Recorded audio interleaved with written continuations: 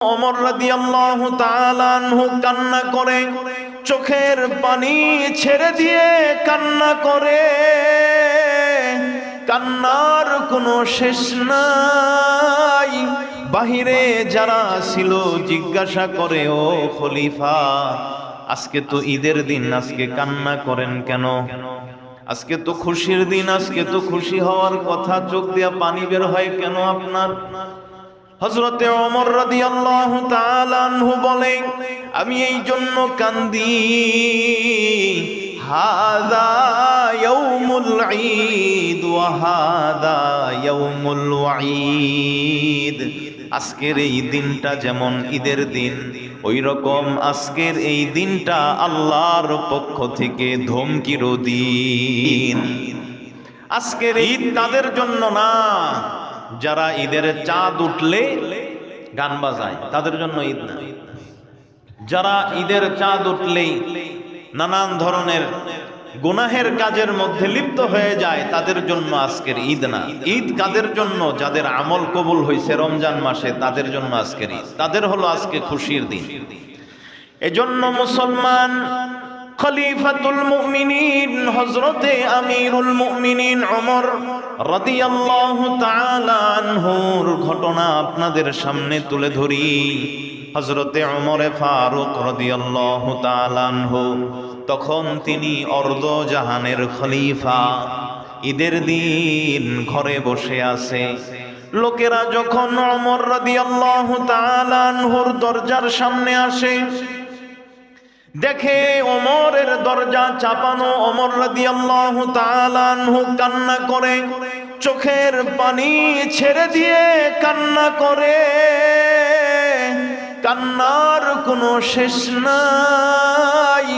বাহিরে যারা ছিল জিজ্ঞাসা করে, ও খলিফা, আজকে তো ঈদের দিন, আজকে কান্না করেন কেন? আজকে তো খুশির দিন, আজকে তো খুশি হওয়ার কথা, চোখ দিয়া পানি বের হয় কেন আপনার?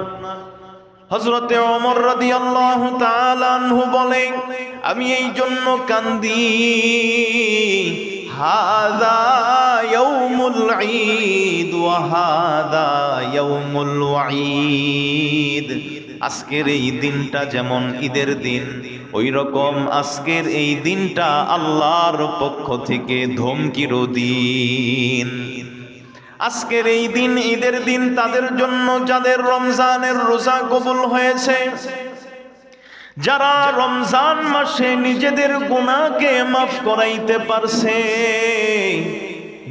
যাদের রমজানের তারাবি কবুল হইছে, রোজা কবুল হইছে, 5 ওয়াক্ত নামাজ কবুল হইছে, কোরআন তেলাওয়াত করছে, কোরআন তেলাওয়াত কবুল হইছে, আজকের এই ঈদটা তো তাদের ঈদ।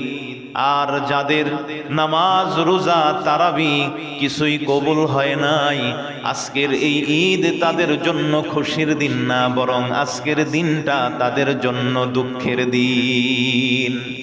কেননা আমার আল্লাহ রমজানের রোজা যাদের কবুল হবে, তারাবি যাদের কবুল হইছে, কোরআন তেলাওয়াত যাদের কবুল হইছে, রে মুসলমান, রোজা নামাজ যার কবুল হয়েছে, আল্লাহ আজকে তাদেরকে পুরস্কৃত করবেন, তাদেরকে আল্লাহ মাগফিরাত ক্ষমা দান করবেন, আল্লাহ তাদের উপরে আজকে সন্তুষ্ট হয়ে যাবেন।